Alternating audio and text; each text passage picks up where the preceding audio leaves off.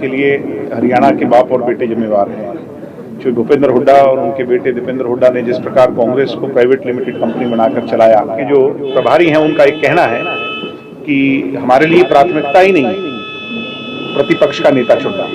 हमने कहावत सुनी थी कि गर्दन वो तोते के हाथ वाली, और वो हमें बिल्कुल सामने सच होती थी। पेश हो रहा है 17 तारीख को, क्या कुछ उम्मीद है कि प्रदेश के किसान, गरीब, मजदूर, मेरे वर्ग के लिए सरकार जनहित के अनेक फैसले करेगी और लोगों के हित के बारे में सोच करके, नौजवान की बेरोजगारी के बारे में सोच करके, किसान की मुसीबत के बारे में सोच करके फैसले करेंगे। सर, निकाय चुनाव में जिस तरीके से बीजेपी का जीत रही है, किस तरीके से देखते हैं?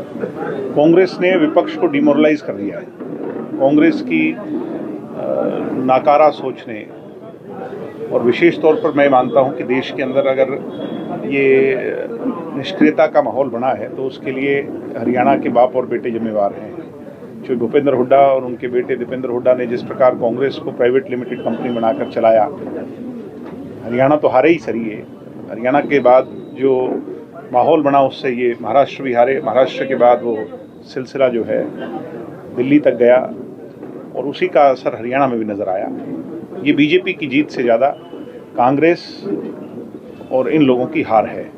इसलिए मैं मानता हूं कि अब बदलाव की आवश्यकता है। लोग भारतीय जनता पार्टी के विकल्प के तौर पर इन लोगों से कहीं ना कहीं अब अपना विश्वास खो चुके हैं, और वैकल्पिक तौर पर अब नई फोर्सेस को, नई ताकतों को खड़ा होना होगा, तभी देश का भविष्य सुनहरा। राहुल गांधी ने स्लीपर सेल की बात करी कांग्रेस में, आप कौन से सेल? पता नहीं, ये तो स्लीपिंग मोड में ही रहते हैं। स्लीपर सेल तो बात छोड़िए, अभी हरियाणा का विपक्ष का नेता नहीं तय कर पाए। आज हरियाणा के अंदर 37 सीटें कांग्रेस पार्टी के पास हैं। एक मजबूत विपक्ष को सरकार के सामने 2 सेशन चले गए, उसमें खड़ा होना चाहिए था, आवाज़ उठानी चाहिए थी। नेता प्रतिपक्ष नहीं है तो मजाक सा बन करके रह गया है। बीके हरिप्रसाद, उनके जो प्रभारी हैं, उनका एक कहना है कि हमारे लिए प्राथमिकता ही नहीं है प्रतिपक्ष का नेता चुनना।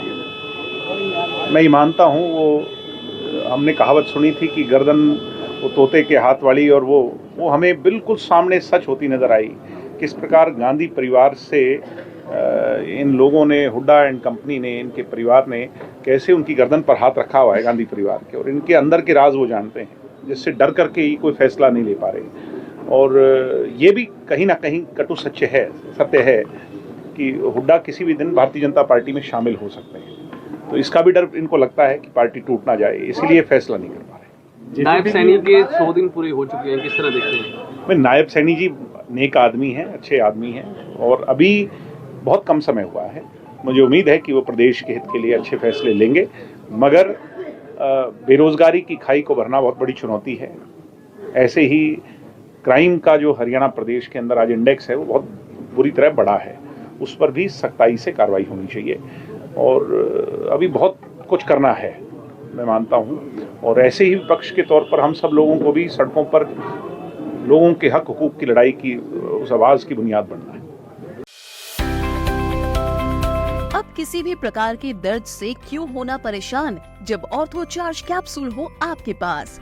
सभी प्रकार के दर्द में आयुर्वेदिक पद्धति पर आधारित रामबाण इलाज। कबीर औषधालय का ऑर्थो चार्ज ऑयल, कैप्सूल और सिरप आपको देता है तुरंत आराम। अनेक प्रकार के दर्द जैसे sciatica, spondylitis, rheumatic pain, arthritis, lumbar pain, सभी दर्द को दूर करने का रामबाण इलाज। 100% आयुर्वेदिक जड़ी बूटियों से बनाया गया ऑर्थो चार्ज कैप्सूल और ऑयल एक बार प्रयोग में अवश्य लाएं। अधिक जानकारी के लिए संपर्क करें। एड्रेस: कबीर औषधालय, सेक्टर 14, सोनीपत, दिल्ली, NCR।